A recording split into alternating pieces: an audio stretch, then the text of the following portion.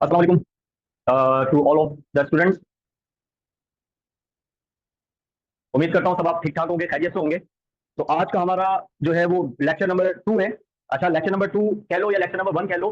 1 इस सेंस में क्योंकि हमने उस लास्ट वाले वीडियो लेक्चर में जो है वो अपना सिलेबस स्टार्ट नहीं किया था, टॉपिक्स नहीं पढ़े थे, सिर्फ डिस्कशन की थी। तो इस सेंस में हमारा ये लेक्चर नंबर 1 काउंट होगा, क्योंकि आज से हम बेसिकली अपनी जो है वो सिलेबस को स्टार्ट करेंगे, अपने जो है वो टॉपिक्स को स्टार्ट करेंगे। और जैसे कि मैंने आपको उस दिन बताया था कि हमारा जो सिलेबस है वो वैसे 13 चैप्टर्स थे, लेकिन 16 चैप्टर्स हो गए, अब उसमें 3 चैप्टर्स ऐड हो गए। और जो 3 चैप्टर्स ऐड हुए हैं उनमें से सबसे पहला जो चैप्टर है वो है वेक्टर्स। यानी कि हम अपने इस एमडीकैट सिलेबस को स्टार्ट करते थे फोर्स एंड मोशन वाले चैप्टर से, लेकिन उन्होंने अब फोर्स एंड मोशन वाले चैप्टर से पहले एक चैप्टर और भी ऐड कर दिया, वेक्टर्स। और मजे की बात यह है कि वेक्टर्स वाला चैप्टर बहुत ज्यादा इंपॉर्टेंट था। इवन मेरी भी फिजिकल क्लासेस जब भी होती थी या जब भी मैं आपने देखा होगा मेरे वन शॉट लेक्चर्स भी मौजूद हैं, तो मैंने वन शॉट लेक्चर्स को भी डायरेक्ट फोर्स एंड मोशन से स्टार्ट नहीं किया था। वो इस वजह से क्योंकि वेक्टर्स को समझना बड़ा जरूरी होता है।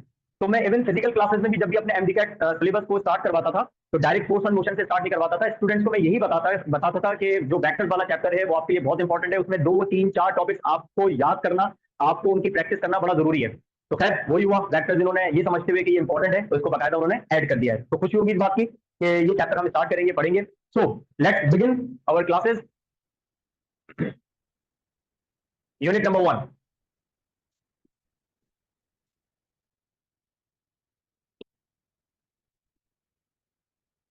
MDCAT physics, unit 1, which is vectors। ठीक है, यहां से हम स्टार्ट करने जा रहे हैं।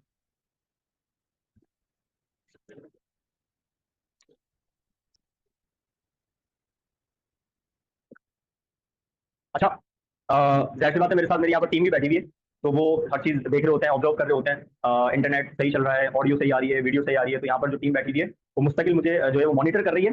तो मेरे पास से जो है वो यहाँ से मैंने अभी चेक किया, उनसे मालूम किया है, तो उन्होंने थम्स अप किया है कि आपका जो है ब्रॉडकास्ट बिल्कुल वीआईपी हो रहा है, मतलब ऑडियो भी सही आ रही है, वीडियो भी सही आ रही है, किसी किस्म की कोई लैगिंग वगैरह या डिस्टॉर्शन वगैरह नहीं है। तो जैसे ही अगर इनको फील होगा कि हाँ सर आपकी वीडियो रुक रही है या ऑडियो रुक रही है, तो ये मुझे इशारा करेंगे, मुझे सिग्नल देंगे, सर थोड़ी देर के लिए आप रुक जाएं।